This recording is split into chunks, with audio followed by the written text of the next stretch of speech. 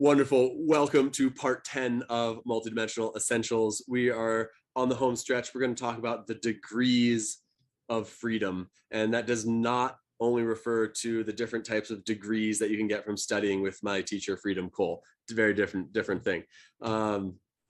So this is a very concrete concept, the degrees of freedom. And I was a very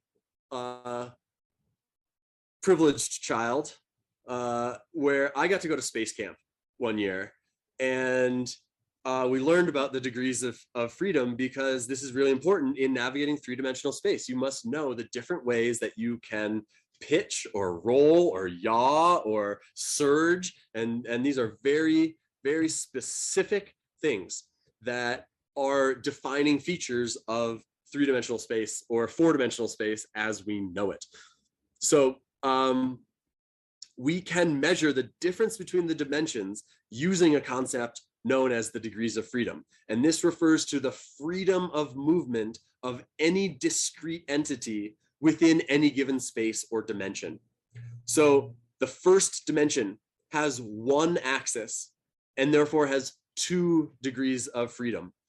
In the first dimension, you can only surge forward and backwards. So this red line is called surging. You can go forward or backwards, or you can roll. So on that line, you can literally just like roll. You're not moving sideways at all, but you're rolling left or right. Okay.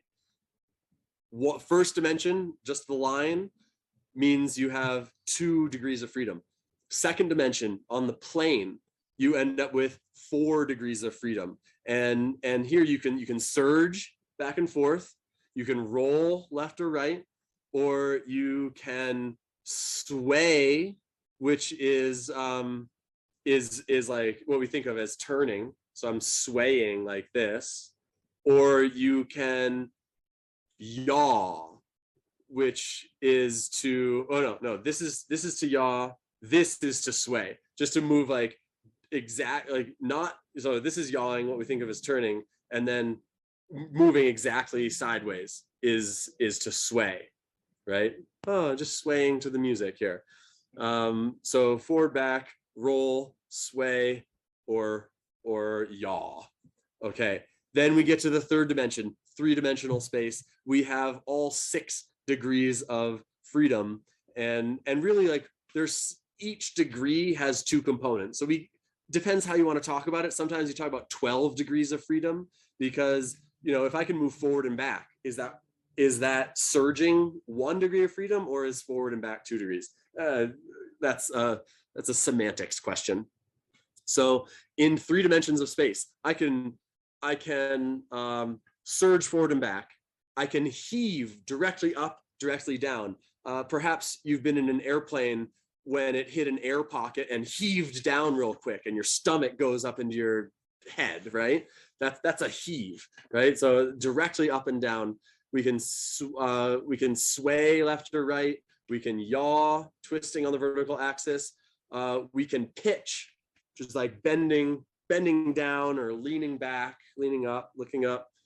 Or we can roll, which is pitching, or roll on twisting on the horizontal axis. Okay, so those are all the different ways, and the vocabulary, obviously haven't quite mastered it, but there's very specific words for each of these movements. And so you can imagine if you are in outer space and you're talking to headquarters in Houston and you're saying, hey, like, there's an asteroid coming, we need to move, and they're going to do the math and say, okay, you need to pitch this many degrees and yaw that many degrees, and like they're going to give you these coordinates because you're just out in random space. And to say move forward doesn't really mean anything when there are no, like, when there's no gravity, there's no ground. That's a reference point, right? So that's where this really comes from. This is also really important on like seafaring vessels, right? So you want to be able to, a lot of times what makes us really seasick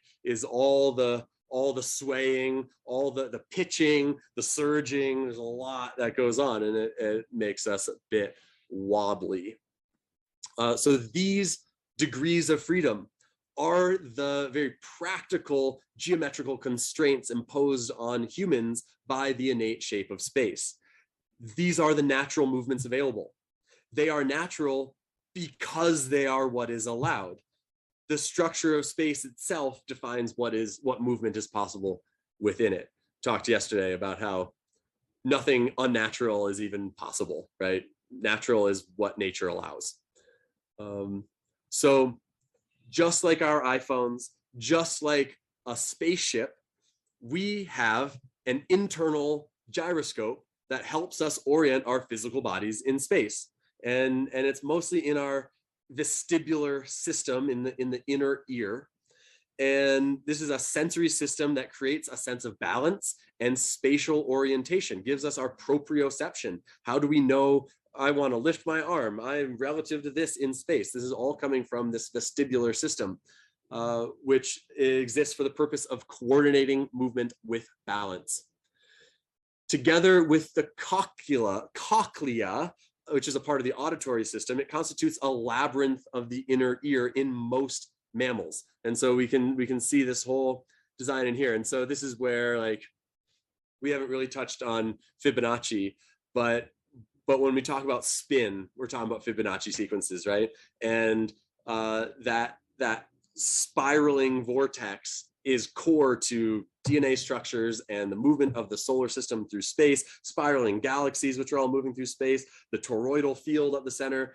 And wouldn't you know it, there it is in our inner ear, helping us make sense of space around us. And whoa, what a crazy accident, wild mistake of nature, crazy. Okay, as movement consists of both rotations and translations, which are linear movement. So this goes back to our first and second dimension, where we have linear movement and we have twisting, circular, cyclical movement, both at the same time, right? So we have two different parts. We have circular canals, which indicate rotational movements, and then we have otoliths, which indicate the linear movements, right? So here, semicircular canals help us twist and rotate, and then we've got otoliths somewhere in there. I don't see them here. Okay, maybe not on this graph. That help us do the linear, straightforward, more like 90-degree type stuff. Two different ways of knowing, two very different things. So the vestibular system sends signals to neural structures that control eye movement. They send signals that help them directly to muscles that help keep us upright, right? The sort of you don't have to think usually to keep your balance, right? If you start to fall, like, there's this instinctual movement that to counterbalance. That's because that vestibular system is sending information directly to the muscles to move appropriately.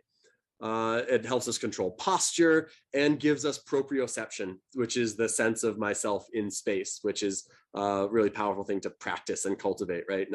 It's the signature of great athletes. They have incredible proprioception, right? They're able to jump, catch, throw, knowing where everybody else on the court is at the same time, or on the field. I've been watching a lot of basketball, and they can do all these things and they know where they are in space relative to other beings. That's all proprioception and comes from the vestibular apparatus.